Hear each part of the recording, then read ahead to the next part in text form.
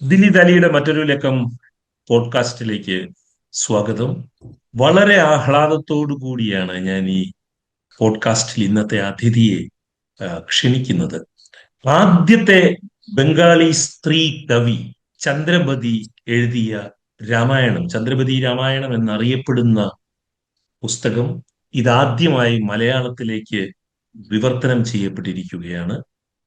സ്ത്രീപക്ഷത്ത് നിന്ന് എഴുതിയിട്ടുള്ള ഇന്ത്യയിലെ സ്ത്രീപക്ഷ രാമായണങ്ങളിൽ ഏറ്റവും പ്രധാനപ്പെട്ടത് എന്ന് കരുതപ്പെടുന്ന ചന്ദ്രപതി രാമായണം 16-ാം നൂറ്റാണ്ടിൽ എഴുതപ്പെട്ടതാണ്. അത് ബംഗാളിയിൽ നിന്നും മലയാളത്തിലേക്ക് വിവർത്തനം ചെയ്ത ഗീതാഞ്ജലി കൃഷ്ണനാണ് ഇന്ന് ദില്ലി ദാലിയിൽ അതിഥിയായി എത്തിയിരിക്കുന്നത്. ഏറിയ സന്തോഷത്തോടു കൂടിയാണ് ഞാൻ ഈ പുസ്തകം വായിച്ചു. ഒരൊറ്റ ഇരിപ്പിന് ഞാൻ ഈ പുസ്തകം വായിച്ചു തീർക്കുകയായിരുന്നു. അതിമനോഹരമായ ഈ പുസ്തകം മലയാളത്തിലേക്ക് ഇങ്ങനെ വിവർത്തനം ചെയ്ത ഗീതാഞ്ജലിക്ക് ഈ പോഡ്കാസ്റ്റിലേക്ക് സ്വാഗതം. നന്ദി ഗോപാലകൃഷ്ണൻ. ഞാൻ ആദ്യമേ പറഞ്ഞതുപോലെ തന്നെ ഇന്ത്യയിലെ ആദ്യത്തെ പെൺ രാമായണങ്ങളിൽ ഒന്നായിട്ടുള്ള ചന്ദ്രപതി രാമായണം, അതിന്റെ വായനാനുഭവം എന്ന് പറയുന്നത് എന്നെ സംബന്ധിച്ചിടത്തോളം വലിയ ഒരു അത്ഭുതമായിരുന്നു. ഈ പുസ്തകത്തിന്റെ വിശദാംശങ്ങളിലേക്ക് കടക്കുന്നതിന് മുൻപ് ഞാൻ ഗീതാഞ്ജലിയെ ഒന്ന് പരിചയപ്പെടുത്തുകയാണ്. ദില്ലി ദാലി ശ്രോതാക്കൾക്ക്, നിങ്ങൾക്ക് സുപരിചിതയാണ് ഗീതാഞ്ജലി കൃഷ്ണൻ. കാരണം ലാറി ബേക്കറിന്റെ അതിമനോഹരമായ ഒരു ജീവചരിത്രം മലയാളത്തിൽ എഴുതിയ ഗീതാഞ്ജലി ആ പുസ്തകത്തെക്കുറിച്ച് സംസാരിക്കുവാൻ വേണ്ടി ഇതിനു മുൻപ് ഒരിക്കൽ ഈ പോഡ്കാസ്റ്റിൽ വന്നിട്ടുള്ളതാണ്. തിരുവനന്തപുരം എഞ്ചിനീയറിംഗ് കോളേജിൽ നിന്നും ഇലക്ട്രോണിക്സ് ആൻഡ് ടെലികമ്മ്യൂണിക്കേഷൻസിൽ ബിരുദവും, പിലാനിയിലെ ബിർള ഇൻസ്റ്റിറ്റ്യൂട്ട് ഓഫ് ടെക്നോളജിയിൽ നിന്ന് ബിരുദാനന്തര ബിരുദവും നേടിയ ഗീതാഞ്ജലി കൃഷ്ണൻ 2024 ഡിസംബർ വരെ തിരുവനന്തപുരം ടെക്നോ പാർക്കിൽ ജോലി ചെയ്തിരുന്നു. എന്നാൽ ഈ സർഗാത്മക ജീവിതം, ലാറി ബേക്കറിന്റെ ജീവചരിത്രമായിക്കോട്ടെ, യാത്രാവിവരങ്ങളായിക്കോട്ടെ, കവിതകളായിക്കോട്ടെ, ഇതിനെല്ലാം ഉപരിയായിട്ടുള്ള ഒരു പുസ്തകമാണ് ഇപ്പോൾ ഇറങ്ങിയിരിക്കുന്നത്. മലയാള സാഹിത്യത്തിന് വലിയൊരു മുതൽക്കൂട്ട് തന്നെയാണ് ഗീതാഞ്ജലി വിവർത്തനം ചെയ്തിരിക്കുന്ന ചന്ദ്രപതി രാമായണം എന്ന ഈ പുസ്തകം. എന്റെ ആദ്യത്തെ ചോദ്യം, ഈ 16-ാം നൂറ്റാണ്ടിൽ എഴുതപ്പെട്ട ഒരു ബംഗാളി നാടോടി ഗാന പാഠം എന്ന് പറയാം, ഈ രാമായണ പാഠം, ഇതിലേക്ക് എങ്ങനെയാണ് ഗീതാഞ്ജലി എത്തിപ്പെട്ടത് ഈ കേരളത്തിൽ നിന്ന്, തിരുവനന്തപുരത്ത് നിന്ന്? 1919 കുമാരനാശാൻ ചിന്താവിഷ്ടയായ സീത എഴുതുന്നത്. അത് കഴിഞ്ഞ് 2019 നമ്മൾ ചിന്താവിഷ്ടയായ സീതയുടെ 100-ാം വാർഷികം ആഘോഷിച്ചു. അന്ന് അതിൽ തന്നെ ചിന്താവിഷ്ടയുടെ സീതയുടെ ആമുഖത്തിൽ ആശാൻ പറയുന്നുണ്ട്, ഞാൻ ഇതിലെ ഏകദേശം 80ഓളം ശ്ലോകങ്ങൾ മുൻപ് എഴുതി വെച്ചതാണ്, 19 എഴുതി തീർന്നത് എന്ന്. അപ്പൊ അതിനകത്തുള്ള ഒരുപാട് കാര്യങ്ങൾ, ആ സമയത്തുള്ള ചർച്ചകൾ കേരളത്തിൽ വന്നതിൽ നിന്നും ഈ സ്ത്രീപക്ഷത്തുള്ള രാമായണം ഇന്ത്യയിൽ വേറെ ഉണ്ടെന്നുള്ള അറിവ് പലരുടെയും എഴുത്തിൽ നിന്ന് കിട്ടിയിരുന്നു. അത് കഴിഞ്ഞ് ഞാൻ ഒന്ന് ബംഗാളിൽ ആ സമയത്ത് പോയപ്പോൾ, ഏകദേശം 2021 പോയപ്പോൾ, ഞാൻ എൻ്റെ ഒരു സുഹൃത്തിൽ നിന്ന് അറിഞ്ഞു, ചന്ദ്രപതി എന്ന ഒരു സ്ത്രീ ബംഗാളിയിൽ രാമായണം എഴുതിയിട്ടുണ്ടെന്നും അത് സീതാപക്ഷത്തു നിന്നുള്ള രാമായണമാണെന്നും. അപ്പൊ അതിന്റെ ഒരു കോപ്പി കിട്ടി. പിന്നെ നവനീത ദേവ്സൻ വിവർത്തനം ചെയ്ത ഈ രാമായണം, അപ്പൊ ഞാൻ സംസാരിച്ച ആള് നവനീത ദേവ്സന്റെ ശിഷ്യനായിരുന്നു. അദ്ദേഹം അവിടെ നവനീത ദേവ്സൻ പഠിപ്പിച്ച കോളേജിൽ തന്നെ പഠിച്ച ആളാണ്. അപ്പൊ അങ്ങനെ ആ രാമായണവും കിട്ടി, ബംഗാളിയിലുള്ള രാമായണവും കിട്ടി. വായിച്ചപ്പോൾ പല സ്ഥലത്തും ആ സീതാപക്ഷത്തു നിന്നുള്ള ചോദ്യങ്ങളും അനുഭവങ്ങളും എന്നെയും സ്പർശിച്ചു. ആ വ്യക്തി എന്നോട് പറഞ്ഞത് ഇങ്ങനെയായിരുന്നു, ചന്ദ്രപതിയുടെ കഥ സിനിമയാക്കണമെന്ന് ഞാൻ വിചാരിച്ചു, പക്ഷേ ഇതാ വേറൊരാള് സിനിമയാക്കിയിരിക്കുന്നു. അപ്പൊ ചന്ദ്രപതി കഥ എന്നുള്ള ആ സിനിമ 2020 കൽക്കട്ട ഫിലിം ഫെസ്റ്റിവലിൽ കാണിച്ചു. അത് ഒരു റഷീദ് ചൗധരി എന്നൊരാളാണ് എടുത്തിരിക്കുന്ന ആ സിനിമ. ഡാക്കയിലുള്ള ഒരു ഇംഗ്ലീഷ് പ്രൊഫസറാണ് അദ്ദേഹം. പക്ഷേ അദ്ദേഹം മാൻഗ്രൂവ് പിക്ചേഴ്സിന്റെ ബാനറിലാണ് ആ സിനിമ എടുത്തിരിക്കുന്നത്.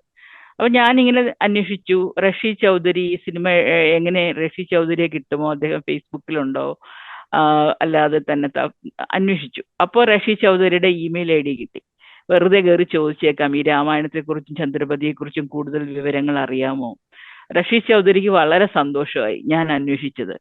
അദ്ദേഹം എനിക്ക് സിനിമ, ആ സിനിമ ബംഗ്ലാദേശി സിനിമ ആയതുകൊണ്ട് ഇന്ത്യയിലെ കൽക്കട്ട ഫിലിം ഫെസ്റ്റിവലിൽ കാണിക്കുകയും ചെയ്തു. അപ്പോൾ മറ്റുള്ള ഫിലിം ഫെസ്റ്റിവലിൽ ഇനി വന്നാലേ എനിക്ക് കാണാൻ പറ്റൂ, അപ്പൊ എനിക്ക് കാണണമെന്ന് ആഗ്രഹമുണ്ട് എന്ന് പറഞ്ഞപ്പോൾ അദ്ദേഹം വളരെ ഉദാരമനസ്കനായിരുന്നു.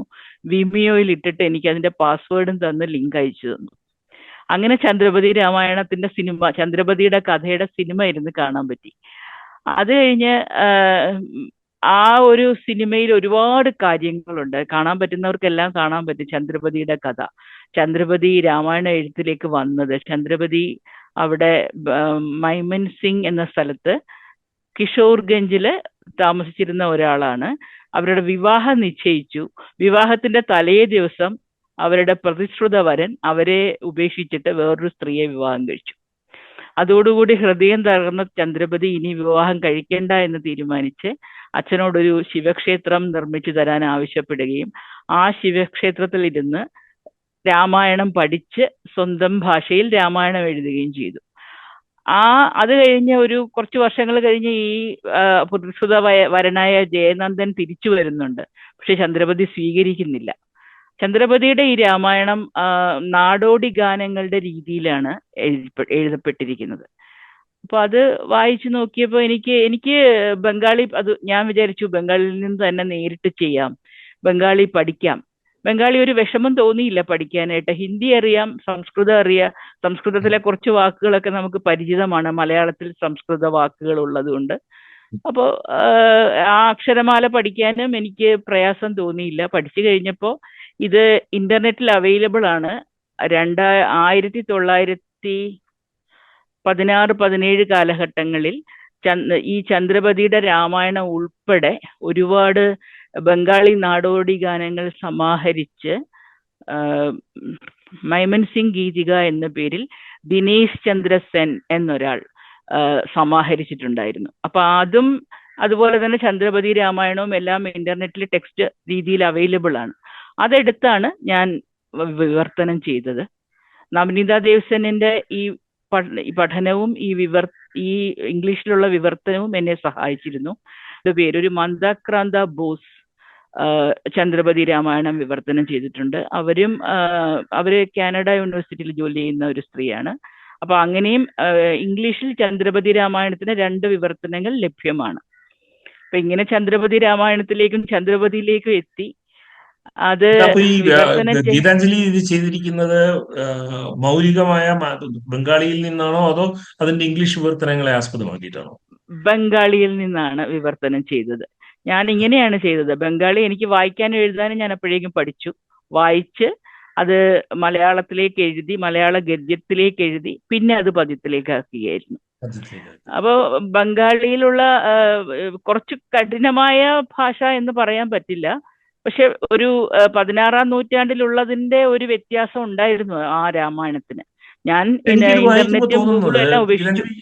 ഈ പുസ്തകം വായിക്കുമ്പോൾ എനിക്ക് തോന്നുന്നു, മലയാളത്തിലുള്ള ഈ പുസ്തകം വായിക്കുമ്പോൾ തോന്നുന്നത് അത് നിത്യാധുനികമായ ഒരു ഭാഷയിൽ ആയിരിക്കണം അത് മൗലികമായി എഴുതപ്പെട്ടത് എന്ന് തോന്നുന്നു.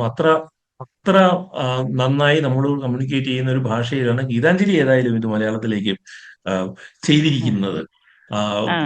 അതൊരു ഞാനൊരു ആ പ്രശ്നത്തിലേക്ക് പിന്നീട് വരുന്നുണ്ട്. ഞാൻ ആ ചോദ്യം ചോദിക്കാൻ തീരുമാനിച്ചിട്ടുള്ളതായിരുന്നു. ഇനി ഈ ഇന്ത്യ ഉപഭൂഖണ്ഡത്തിലെ വിവിധ ഭാഷകളിലും ഉപഭാഷകളിലും നൂറ്റാണ്ടുകളായി പാടി വരുന്ന വിവിധ നാടോടി രാമായണങ്ങളുണ്ട്.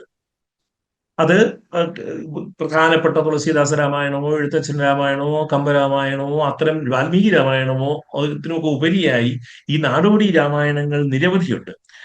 അതിൽ സ്ത്രീപക്ഷത്ത് നിന്നിട്ടുള്ള നാടോടി ഗാനങ്ങളും മറാഠിയിലാകട്ടെ, തെലുങ്കിലാകട്ടെ, ഹിന്ദിയിലായിക്കൊള്ളട്ടെ, ഈവൻ മലയാളത്തിലായിക്കൊള്ളട്ടെ, സ്ത്രീപക്ഷത്ത് നിന്ന് രാമായണം കാണുന്ന, സീതയുടെ ഭാഗത്ത് നിന്ന് രാമായണത്തെ കാണുന്ന നാടോടി ഗാനങ്ങൾ നിരവധിയായിട്ടുണ്ട്. ഇതുമായിട്ട് ബന്ധപ്പെട്ട് നവനീത ദേവ്സെൻ എഴുതിയ ഒരു ലേഖനം ഗീതാഞ്ജലി പുസ്തകത്തിന്റെ ഭാഗത്ത് ചേർത്തിട്ടുണ്ട്. അതിലെ ഒരു ചെറിയ ഭാഗം ഞാൻ ഇപ്പോൾ വായിക്കാം. സ്ത്രീകൾ രാമായണ കഥ പുനരാഖ്യാനം ചെയ്യുമ്പോൾ കഥാസന്ദർഭങ്ങൾ സ്വാഭാവികമായി തിരഞ്ഞെടുക്കുകയാണ്. അവർക്ക് വീരകഥകളിൽ ഒരു താല്പര്യവുമില്ല. അതിനവരുടെ ജീവിതത്തിൽ ഒരു പ്രാധാന്യവുമില്ല. അവർ പറയുന്ന കഥ കഷണങ്ങളായിട്ടാണെന്ന് തോന്നുന്നുവെങ്കിൽ അവരുടെ ജീവിതവും കഷണങ്ങളായതുകൊണ്ടാണ്. അവരെ സംബന്ധിച്ച് ഇതാണ് മുഴുവൻ കഥ. സ്ത്രീ ലോകം മുഴുവൻ അതിൽ പ്രതിഫലിക്കുന്നു. ഇനി എനിക്ക് ചോദിക്കാനുള്ള ചോദ്യം, അവർ പരാമർശിക്കുന്ന സ്ത്രീപക്ഷ രാമായണ ഗാനങ്ങളിൽ നിന്നും ചന്ദ്രവതി രാമായണത്തെ വ്യത്യസ്തമാക്കുന്നത് സ്ത്രീപക്ഷത്ത് നിന്ന് എഴുതപ്പെട്ട ഒരു സമഗ്ര ഒരു സമഗ്ര രാമായണ കഥ എന്ന നിലയിലല്ലേ? സ്ത്രീപക്ഷത്ത് നിന്ന് എഴുതിയ സമഗ്ര രാമായണം കഥ എന്ന നിലയിൽ ചന്ദ്രപതി രാമായണത്തിന് പ്രത്യേകതയുണ്ട്.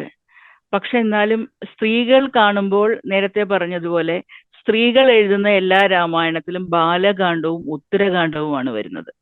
അതിനിടയ്ക്കുള്ള നമ്മൾ കാണുന്ന അയോധ്യാകാന്ഡം, ആരണ്യകാന്ഡം, അങ്ങനത്തെ പ്രത്യേകിച്ചും യുദ്ധകാന്ഡം, ഈ രാമായണത്തിന്റെ ഏറ്റവും വലിയ പ്രത്യേകതയായി ഞാൻ കാണുന്നത് അതിൽ യുദ്ധങ്ങളോ നമ്മൾ സാധാരണ കാണുന്ന വധങ്ങളോ, ഹരവധം, ബാലിവധം, അങ്ങനെ രക്തച്ചൊരിച്ചിലുകൾ, താടകയെ കൊല്ലുന്നത് ഒന്നുമേയില്ല.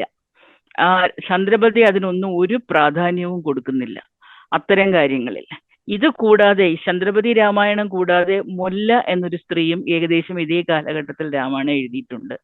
വേറെയും നാടോടി രാമായണങ്ങളുണ്ട്. കേരളത്തിൽ തന്നെ സീതാ ദുഃഖം കിളിപ്പാട്ട് എന്ന പേരിൽ തന്നെ ഒരു രാമായണ പാട്ട് സ്ത്രീകൾ ഊഞ്ഞാൽ പാട്ടായി പാടിയിരുന്നു അത്രേ. പക്ഷെ അതൊന്നും ആരും കളക്ട് ചെയ്ത് സമാഹരിച്ച് ഉണ്ടാക്കിയിട്ടില്ല. അതുപോലെ അഗ്നിപ്രവേശം കിളിപ്പാട്ട്, അങ്ങനെയും ഒരു സീതാരാമായണം മലയാളത്തിലുണ്ട്. ഇന്ത്യയിൽ മറ്റുള്ള ഭാഷകളിൽ എല്ലാമുള്ള രാമായണങ്ങൾക്ക്, സ്ത്രീകൾ പാടുന്ന രാമായണങ്ങൾക്ക് ഉള്ള ഒരു സാമ്യം എന്താണെന്ന് വെച്ചാൽ, ഈ സ്ത്രീപക്ഷ രാമായണങ്ങളിലെല്ലാം തന്നെ സീത രാവണന്റെ മകളാണ്. ചന്ദ്രപതി രാമായണത്തിലും സീത ലങ്കയിൽ ജനിച്ചവളാണ്. അതുപോലെ ഈ സ്ത്രീപക്ഷ രാമായണങ്ങളിലൊന്നും ഈ യുദ്ധവർണ്ണനകളില്ല. ഇതിഹാസ കവികൾ എഴുതിയ രാമായണങ്ങളിലാണ് യുദ്ധവർണ്ണനകൾ വരുന്നത്. എഴുത്തച്ഛന്റെ രാമായണത്തിൽ ധാരാളമായി യുദ്ധവർണ്ണനകളുണ്ട്. അപ്പൊ ചന്ദ്രപതി രാമായണം ചന്ദ്രപതി മുഴുവനായി തന്നെ പാടി നടന്നെങ്കിലും അത് ഒരു വരമൊഴി, അതായത് എഴുത്ത് രൂപത്തിൽ വന്നിട്ടില്ലാത്തത് കൊണ്ടും അത് കൂടുതലും നാടോടി ഗാനശാഖയിലായിരുന്നത് കൊണ്ടും പണ്ഡിതന്മാരായ ആളുകൾ അതിനെ തിരസ്കരിച്ചിരുന്നു. ദിനേശ് ചന്ദ്രസേൻ സമാഹരിച്ചപ്പോഴാണ് ഇതുപോലെ ഇങ്ങനെ ഒരു കവി ഉണ്ടായിരുന്നെന്നും അവര് രാമായണം എഴുതിയെന്നും തന്നെ അറിയുന്നത്. ചന്ദ്രപതി രാമായണത്തിന്റെ ഏറ്റവും വലിയ പ്രത്യേകതയായിട്ട് ഞാൻ കാണുന്നത് രാമായണത്തിൽ യുദ്ധ വർണ്ണനകൾ ഇല്ല എന്നുള്ളതും, എന്നാൽ സ്ത്രീകളുടെ പലതും ഓരോ തവണയും മണ്ഡോദരിയുടെ ഗർഭാവസ്ഥ, പ്രസവം, സീതയുടെ പ്രസവം, കൗസല്യ, അങ്ങനെ ദശരഥന്റെ പത്നിമാരുടെ പ്രസവം, അതിനെക്കുറിച്ചൊക്കെ പറയുന്നുണ്ട്. കുട്ടികൾ ഉണ്ടാകാതിരിക്കുമ്പോൾ ഉള്ള സ്ത്രീകളുടെ ദുഃഖം അതും പറയുന്നുണ്ട്. അതുപോലെ ഉപേക്ഷിക്കപ്പെട്ട സീതയുടെ ദുഃഖമാണെങ്കിൽ അത് ഏറ്റവും ഹൃദയാവർജകമായിട്ടാണ് ഇതിൽ പറഞ്ഞിരിക്കുന്നത്. അതുപോലെ തന്നെ യുദ്ധത്തിൽ ആളുകൾ കൊല്ലപ്പെടുമ്പോൾ സ്ത്രീകളും കുഞ്ഞുങ്ങളും അനാഥരാകുന്നത് അവരുടെ ശാപം മൂലമാണ് സീതയ്ക്ക് കാട്ടിൽ പോകേണ്ടി വന്നത്. അതിനെക്കുറിച്ചൊക്കെയാണ് പറയുന്നത്. അല്ലാതെ രാജ്യഭരണത്തിനെ കുറിച്ചോ അധികാരത്തിനെ കുറിച്ചോ ഒന്നും തന്നെ ഈ രാമായണത്തിൽ സംസാരിക്കുന്നില്ല. മറ്റൊരു കാര്യം എനിക്ക് പറയാനുള്ളത്, ഈ ചന്ദ്രപതി ശ്രീരാമൻ വിളിക്കുന്ന പോലുമില്ല, രാമനെ ചന്ദ്രപതി പറയുന്നുള്ളൂ. ചന്ദ്രപതി രാമനെ ശിലാഹൃദയനെന്നും പാപിയെന്നും വിളിക്കുന്നു. രാമന് മാനസിക നില തെറ്റിയ ഒരു ഭീരുവാണ് രാമൻ എന്ന് ചന്ദ്രപതി പറയുന്നു. ഇതിനെല്ലാം ഉപരിയായിട്ട് ചന്ദ്രപതി രാമായണത്തിൽ രാമൻ ദൈവാവതാരമല്ല എന്നുള്ളതുണ്ട്, അല്ലെ? അതെ,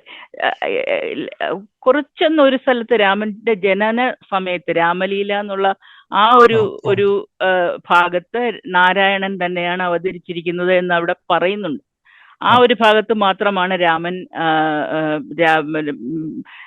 നാരായണന്റെ ഒരു അവതാരമാണെന്ന് പറയുന്നത്. പക്ഷെ സീത കഥ പറഞ്ഞു തുടങ്ങുമ്പോൾ രാമൻ ഒരു മനുഷ്യൻ തന്നെയാണ്. മനുഷ്യൻ അത് തന്നെയാണ്. മാത്രമല്ല അത് മാത്രമല്ല, ചന്ദ്രപതി ധൈര്യപൂർവ്വം പറയുന്നു, രാമ നിനക്ക് മനസ്സിന്റെ ദിശ തെറ്റിയിരിക്കുന്നു അതെ അതെ എന്ന് പറയുന്നുണ്ട്. അതുപോലെ സീത പിരിഞ്ഞു പോയതിനു ശേഷം, സീതയെ കൊണ്ട് കാട്ടിൽ വിട്ടതിന് ശേഷം നമ്മളെല്ലാം കേൾക്കുന്നത്, അതായത് ഗാന്ധിജിയുടെ രാമനും മറ്റെല്ലാരും പറയുന്നത് അതാണ് രാമരാജ്യം എന്നാണ്. രാമരാജ്യം വളരെ സമ്പൽ സമൃദ്ധവും നീതി ന്യായം നടക്കുന്നതുമായ രാമരാജ്യമാണ്. പക്ഷെ ചന്ദ്രപതി പറയുന്ന രാമരാജ്യത്തിൽ അവിടെ നദികൾ വഴിതെറ്റി ഒഴുകുന്നു, വെള്ളപ്പൊക്കം ഉണ്ടാകുന്നു, വരൾച്ച ഉണ്ടാകുന്നു. ഞാൻ ആ ഭാഗം ഒന്ന് വായിക്കാം. രാമരാജ്യം, ഗീതാഞ്ജലി അതെ. പറഞ്ഞ ഭാഗം. നാടുകടത്തി മൈഥിലിയെ കൊടുങ്കാട്ടിൽ, ലക്ഷ്മണൻ അയോധ്യയിൽ ഖിന്നനായി തിരിച്ചെത്തി. ആ ദിനം തൊട്ട് അയോധ്യയിൽ കണ്ടു ജനം, നിരാശയായി ദുർദശ പിടികൂടിയ നഗരത്തെ. വയലുകൾ തരിശായി, നദികൾ വറ്റിപ്പോയി, മരങ്ങൾ കായ്ക്കാതായി, വള്ളികൾ പൂക്കാതായി, ഭീതിയും രോഗവും മൂലം പ്രജകൾ കഷ്ടത്തിലായി. നദികൾ സ്ഥാനം മാറി, തീരങ്ങൾ തൂർന്നുപോയി, കാലവർഷം വേണ്ട സമയത്ത് പെയ്യാതായി. കൊയ്ത്തുകാലത്ത് നദികളിൽ വെള്ളം പൊങ്ങി, സത്യം മറന്ന് ജനം പാപത്തിൻ വഴി തേടി. കുഴങ്ങി രാമൻ, ഭരണം നീങ്ങാതായി എന്നുള്ളതാണ്. അതാണ് രാമരാജ്യം. സീത പോയതിനു ശേഷമുള്ള രാജ്യം ഇതാണ്. നമുക്കപ്പോ മനസ്സിലാക്കാം, നേരത്തെ തന്നെ രാമന് ഭരണ പാരമ്പര്യമൊന്നുമില്ല. രാമൻ മുതിർന്ന ആളായപ്പോഴേക്കും തന്നെ കാട്ടിപ്പോയി, 14 വർഷം അവിടെ ഇല്ലായിരുന്നു, തിരിച്ചു വന്നു. അപ്പോൾ തന്നെ ദേഷ്യത്തിൽ സീതയെ കാട്ടിൽ കൊണ്ട് വിടുകയും ചെയ്തു. അപ്പോൾ ഈ ഒരു അവസ്ഥയാണ് രാമരാജ്യം എന്ന് നമ്മളുടെ മറ്റുള്ള എല്ലാ പുരാണങ്ങളും ഇതിഹാസങ്ങളും പ്രകീർത്തിക്കുന്നത്. ചന്ദ്രപതി പക്ഷെ അത് യഥാർത്ഥത്തിൽ ഇങ്ങനെ തന്നെ പറഞ്ഞു. ഇതിന്റെ ഒരു വലിയ പ്രത്യേകതയായിട്ട് എനിക്ക് തോന്നുന്നുണ്ട്. സീത ചന്ദ്രപതി രാമായണത്തിൽ രാവണപുത്രിയാണ് എന്നുള്ളത് ഇപ്പോൾ ഗീതാഞ്ജലി പറഞ്ഞു. എന്നാൽ സ്വന്തം മകൾ എന്നറിഞ്ഞുകൊണ്ടാണോ രാവണൻ തട്ടിക്കൊണ്ടുപോകുന്നത്, അതോ ലങ്കയിൽ രാവണൻ പാർപ്പിച്ചിരിക്കുന്ന നിരവധി മനുഷ്യ അപ്സര സ്ത്രീകളിൽ മറ്റൊരാൾ എന്ന നിലയിലാണോ?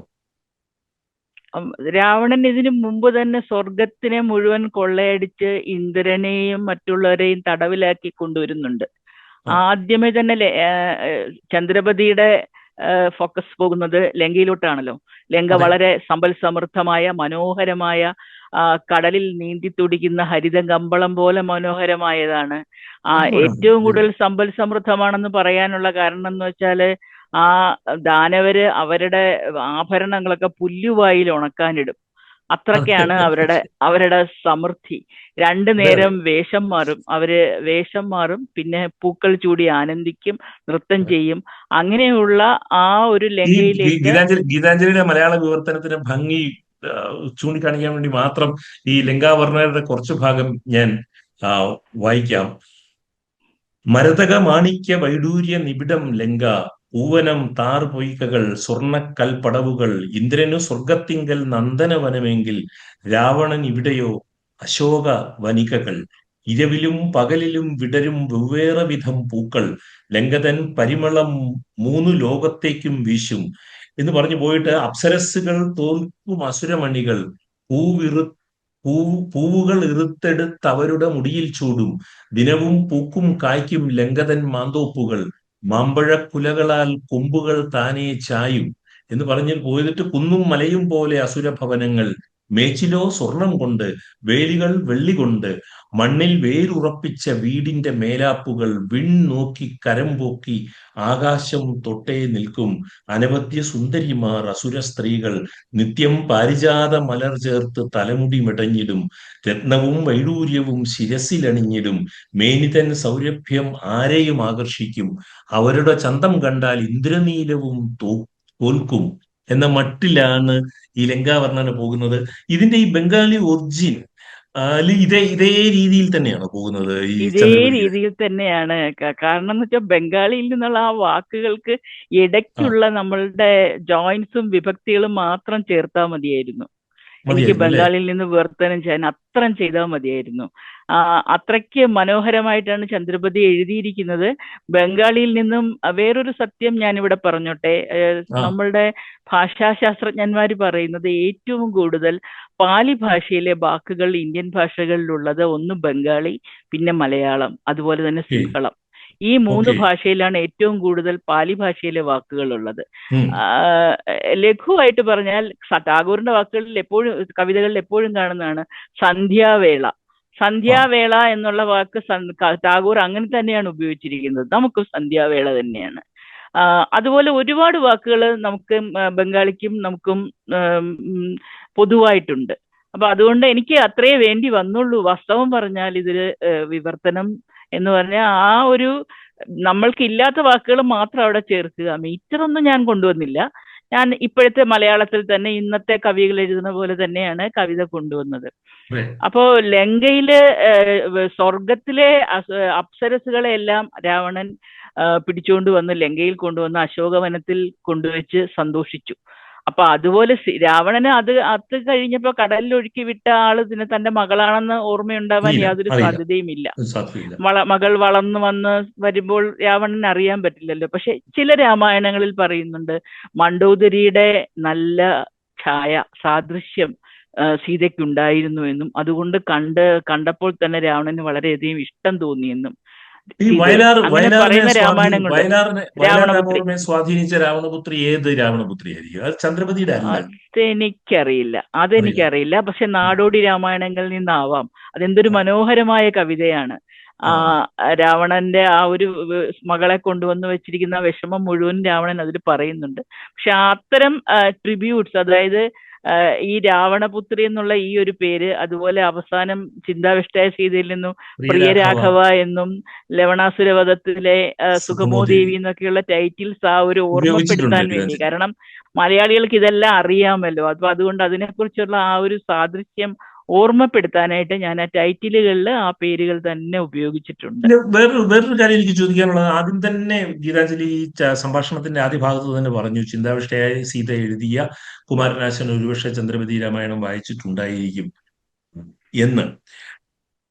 പക്ഷേ ചന്ദ്രപതി രാമായണത്തിൽ സീത എത്രമാത്രം ചിന്താവിഷ്ടയാണ് ഈ കുമാരനാശാന്റെ ചിന്താവിഷ്ടയെ വെച്ച് നോക്കുമ്പോൾ? ചിന്താവിഷ്ടയായ സീത ഇതിൽ വരുന്നില്ല. ഉം, പക്ഷേ ആ സീതയുടെ ഒരു നിശ്ചയദാർഢ്യം ഇനി ഉം, ഇല്ല എന്ന് രാമനോട് പറയുന്ന ചിന്താവിഷ്ടയായ സീത, ഉം, അഗ്നി പരീക്ഷ നടത്തുന്നെങ്കിൽ ഇനി ഞാൻ അഗ്നിയിലേക്ക് പോകും, ഞാൻ ഒരിക്കലും തിരിച്ചു വരില്ല എന്ന് പറയുന്ന ആ സീതയുടെ നിശ്ചയദാർഢ്യവും, ഉം. സീത രാമനോട് പറയുന്നു ഞാൻ ഇത്രയും ദൂരെ നിന്നും ആശ്രമത്തിൽ നിന്നും കാണാൻ വന്നത്, ആ സീതയുടെ പ്രണയം അവിടെ പറയുന്നുണ്ട്. നിന്റെ പൊന്നു മുഖം കാണാൻ വേണ്ടി മാത്രമാണ് ഞാൻ ഇവിടെ വന്നത്. അതെ അതെ എന്തുകൊണ്ടാണ് നിന്റെ മുഖം വാടിയിരിക്കുന്നത്? എന്തുകൊണ്ടാണ് നിന്റെ വസ്ത്രങ്ങൾ കീറിപ്പറിഞ്ഞിരിക്കുന്നത്? എന്താണ് നിനക്ക് ഇവിടെ രാജ്യത്തിൽ സുഖമില്ലേ എന്ന് ചിന്ത ആ ഭാഗം ചോദിക്കുന്നുണ്ട്. മാത്രം ഞാനൊന്ന് വായിക്കാം. വായിക്കൂ. മൈഥിലി ഇതിനായി മറുപടി ചൊല്ലി നൂനം, അഗ്നിപ്രവേശം എനിക്കൊരു പ്രയാസവുമില്ല, നിന്നുടെ പ്രിയമുഖം കാണാനായി വന്നു ഞാനും, എന്നുടെ പ്രതീക്ഷാഭര മനസ്സിനു മുറിവേറ്റു, ആഴത്തിൽ മുറിവേറ്റു നിൻ വചനങ്ങളാൽ, എന്തു നിൻ പൊന്മുഖം ഈ വിധം വാടാനായി, എന്തു നിൻ പൊന്മുഖം ഇങ്ങനെ വിളർത്തു തളരാനായി, നിന്നുടെ രാജവസ്ത്രം കീറിപ്പറഞ്ഞിരിക്കുന്നു, നിന്നുടെ രാജസഭ മ്ലാനമായിരിക്കുന്നു, അഗ്നിപ്രവേശം നിൻ പ്രശ്നങ്ങൾ തീർക്കുമെങ്കിൽ നടക്കാം തീയിലേക്കിതാ ഞാൻ സസന്തോഷം, ഭയം ഇല്ലൊന്നിനെയും എനിക്ക് ഈ ഭുവനത്തിങ്കൽ, അറിയില്ലെനിക്ക് ആരെന്നൻ മാതാപിതാക്കളെ, അറിയില്ലെനിക്ക് ആരെന്നൻ സഹോദരങ്ങളെ, ഇത്രനാളും കഴിഞ്ഞു നിൻ കൃപയാൽ രഘുനാഥ, അഗ്നി സ്പർശിക്കയില്ല എന്റെ ദേഹത്തെ ഒരിക്കലും, അത്രയ്ക്കു മഹത്വമുണ്ട് എന്റെ ജീവൻ എന്നാകിലും, തീയിൽ ഞാൻ പ്രവേശിച്ചാൽ മടങ്ങില്ല ഒരിക്കലും എന്നാണ് പറയുന്നത്. അതെ അതെ, ഈ മടങ്ങില്ല ഒരിക്കലും എന്ന് പറയുന്ന ഇതേ നിശ്ചയദാർഢ്യത്തോടെയാണ് ആശാന്റെ സീതയും ആ സന്നിധിയിൽ എത്തുന്നത്, രാമന്റെ സന്നിധിയിൽ എത്തുന്നത്. എന്നിട്ട് ഈ സീതയും സീതയും തന്നെ രാമന്റെ മുഖത്തേക്ക് ഒന്ന് നോക്കുന്നുണ്ട്. അവസാനമായിട്ട് രാമന്റെ മുഖത്തേക്ക് ഒന്ന് നോക്കുന്നുണ്ട്.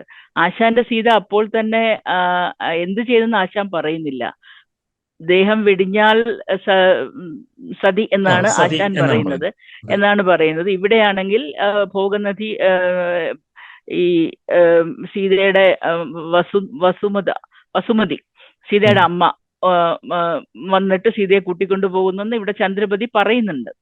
അപ്പൊ ഇത് രണ്ടിലും ആയാലും സീതയുടെ ആ ഒരു നിശ്ചയദാർഢ്യവും ആത്മസംയമനവും നമുക്ക് ഒരുപോലെ കണ്ടെത്താൻ പറ്റും. പിന്നൊന്ന് സീതയുടെ ചോദ്യം ചോദിക്കാനുള്ള കഴിവാണ്. രണ്ട് സീതയും ഒരുപോലെ ചോദ്യം ചോദിക്കുന്നുണ്ട്. അതും ആ ഒരു ഇതിൽ നിന്നും കിട്ടിയതാവാമെന്നാണ് എൻ്റെ ഒരു ധാരണ. പിന്നെ ആശാൻ ആ ഒരു കാലഘട്ടത്തിൽ, അതായത് 1898 മുതൽ 1900 വരെ ആണ് കൽക്കട്ടയിൽ ഉണ്ടായിരുന്നത്. അന്ന് ബംഗാളിന്റെ നവോത്ഥാന കാലമായിരുന്നു. തീർച്ചയായിട്ടും ചന്ദ്രപതി രാമായണം ആശാന്റെ ചെവികളിൽ എത്തിച്ചേർന്നിരിക്കാം. ഗാനം, താളം, ഗദ്യം, ഇത് മൂന്ന് രീതികളിലാണ് ഗീതാഞ്ജലിയുടെ വിവർത്തനം പോകുന്നത്. എന്റെ ധാരണ ശരിയാണെങ്കിൽ ചന്ദ്രപതി രാമായണം പൂർണ്ണമായും ഗാന രീതിയിൽ ഉള്ളതാണ്. ഈ മലയാള വിവർത്തനത്തിന്റെ, ഞാൻ ആദ്യമായിട്ട് പറയുകയാണ്, മാതൃഭൂമി ബുക്സ് ആണ് ഈ പുസ്തകം പ്രസിദ്ധീകരിച്ചിരിക്കുന്നത്. ഇതിന്റെ വില 180 രൂപയാണ്. ഇത് മലയാളികൾ,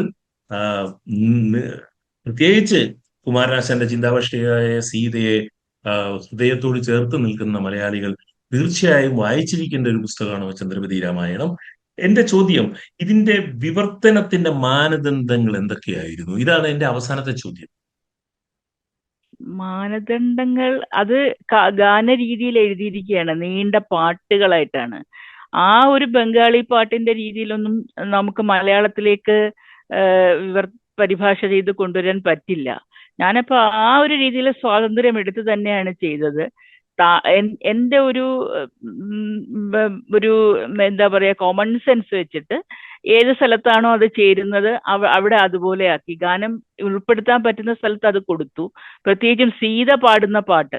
അത് മാത്രല്ല, ഇതിനകത്ത് ഓരോ പ്രാവശ്യവും ചന്ദ്രപതി പറയുന്നത് സഖിമാരെ കേൾക്കൂ, സുനോ സഖി എന്നാണ് ബംഗാളിയിലും പറഞ്ഞത്. സഖിമാരെ കേൾക്കൂ എന്ന് പറഞ്ഞ എല്ലാവരോടുമായിട്ടാണ് സീത കഥ പറയുന്നത്. ചന്ദ്രപതി അങ്ങനെ തന്നെയാണ്, പല സ്ഥലത്തും കേൾക്കൂ എന്ന് പറഞ്ഞ് കഥ പറഞ്ഞു കൊടുക്കുകയാണ്. അപ്പൊ പാട്ടായിട്ടാണ് വരുന്നത്. അപ്പൊ പാട്ടായിട്ടും നാടോടി ഗാനങ്ങളായിട്ടും വരണമെങ്കിൽ ലളിതമായിരിക്കണമല്ലോ.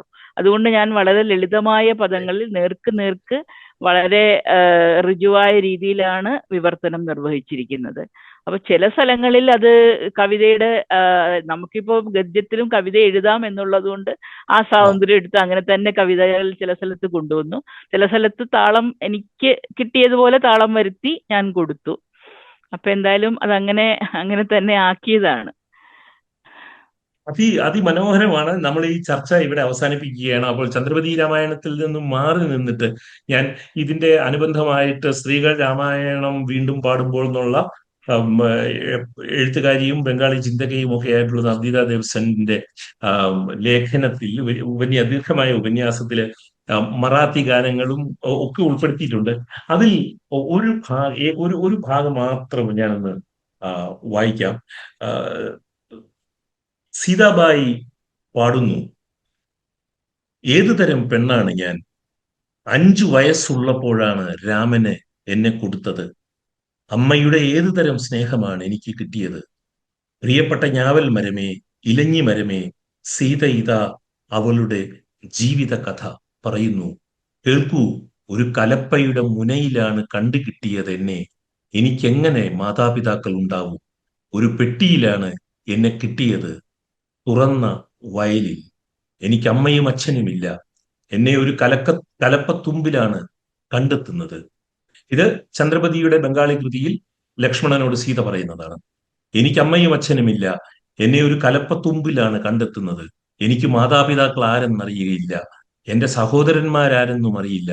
അരുവിയിലെ പായൽ പോലെ ഞാൻ തീരം മുതൽ തീരം വരെ പൊങ്ങി ഒഴുകും. അതിമനോഹരമായ ഒരു കാര്യം കൂടിയുണ്ട്. അത് നവനീത ദേവ്സന്റെ അടുത്ത് ചെറിയ മിസ്റ്റേക്ക് ഉണ്ട്. ചന്ദ്രപതി രാമായണത്തിൽ അങ്ങനെ കലപ്പത്തുമ്പിൽ എന്ന് കണ്ടില്ല അവിടെ പറയുന്നതായിട്ട്. ഗീതാഞ്ജലിയുടെ ഇതിൽ അതില്ല, ആ ഭാഗമില്ല കലപ്പത്തുമ്പിൽ. അപ്പൊ നവനീത ദേവ്സൻ, അതായത് ഈ ബംഗാളി പാഠം തന്നെ നാടോടിയാണല്ലോ, നാടോടി പാട്ടിൽ നിന്ന് എടുത്തതാണല്ലോ. അതിൽ തന്നെ പല പാഠങ്ങൾ ഉണ്ടാവാം. അപ്പൊ അതില് വേറെയും ആളുകളുടെ പ്രക്ഷിപ്തങ്ങൾ, അതായത് വേറെ ആരെങ്കിലും കൂട്ടിച്ചേർത്തതുമാവാം ഇങ്ങനെയുള്ള കാര്യങ്ങൾ. അതിനെക്കുറിച്ച് ഞാൻ കൂടുതൽ ഗവേഷണത്തിലേക്ക് പോയിട്ടില്ല. അതെ. പക്ഷെ ഒരു കാര്യം സീത പറയുന്നത് വളരെയധികം സ്ത്രീകൾക്ക് സ്പർശിക്കുന്നതാണ്. സ്ത്രീകൾക്ക് സ്വന്തമായി വീടില്ല, സ്ത്രീകൾക്ക് സ്വന്തമായി വീടില്ല എന്ന് പറയുന്നു സീത.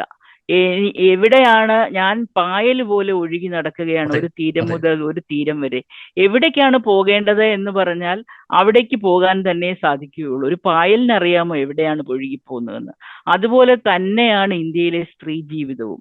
അത് ഈ 16-ാം നൂറ്റാണ്ടിലും അങ്ങനെയാണ്, ഇപ്പോഴും വ്യത്യാസമില്ല. ഇപ്പോഴും അങ്ങനെ അത് തന്നെയാണ്. നമ്മൾക്ക് ഒരു വ്യത്യാസവും ഇല്ലാതെ തന്നെയാണ് സ്ത്രീ ജീവിതം പോകുന്നത്. ആ ഒരു പ്രാധാന്യം തന്നെയാണ് ചന്ദ്രപതി രാമായണത്തിനും ഇന്ത്യയിലെ ഇതിഹാസ കാവ്യങ്ങളുടെ വീണ്ടും പറയുന്നതിൽ നിന്നും നമുക്ക് മനസ്സിലാക്കാനുള്ളത്. ഹൃദയസ്പർശിയായ ഒരു വായനാ അനുഭവമായിട്ട് ചന്ദ്രപതി രാമായണം എനിക്ക് ആ, മാറി. ഇങ്ങനെ ഒരു മലയാള വായനാനുഭവം നൽകിയതിനുള്ള ആ, വ്യക്തിപരമായ നന്ദി, ഈ കൃതജ്ഞതയും ആ, മലയാള ഭാഷയുടെ പേരിൽ പോലും ഞാൻ ആ, ഗീതാഞ്ജലിയുടെ മുന്നിൽ വയ്ക്കുകയാണ്. ഇത് മലയാളികൾ വായിക്കും എന്നുള്ളതാണ് എൻ്റെ ആ, പ്രതീക്ഷയും പ്രത്യാശയും. ആ, ദില്ലി ദാലി പോഡ്കാസ്റ്റിന് വേണ്ടി ഇത്രയും സമയം നൽകിയതിൽ ഞാൻ പ്രത്യേകം എൻ്റെ കൃതജ്ഞത യും സ്നേഹവും ഗീതാഞ്ജലിയോട് പറയുകയാണ്. Thank you. Thanks a lot for this time. താങ്കൾക്ക് നന്ദിയുണ്ട്. എന്നെ ഈ യാത്രയിൽ എനിക്ക് 1-2 തവണ ഗോപാൽജിയായിട്ട് ബന്ധപ്പെടേണ്ടി വന്നു, അനന്തര ദേവസേനെ എന്റെ കോണ്ടാക്ടിന് വേണ്ടിയിട്ട്. കോണ്ടാക്ട് കിട്ടാൻ അപ്പൊ അങ്ങനെ എനിക്ക് അതെ, ഓർമ്മയുണ്ട്. ആ ആ, അതെ അതെ, ആ, അവരായിട്ട് എനിക്ക് പിന്നെ ടാഗോറിന്റെ അപ്പൊ ഏറ്റവും പ്രധാനപ്പെട്ടത് ഗീതാഞ്ജലിയുടെ പേര് തന്നെ ടാഗോറിൽ നിന്ന് വന്നതാണ് എന്നുള്ളത് പറഞ്ഞുകൊണ്ട് നമുക്ക് ഈ സംഭാഷണം അവസാനിപ്പിക്കാം. നമുക്ക് വീണ്ടും കാണാം. Thank you. Thank you.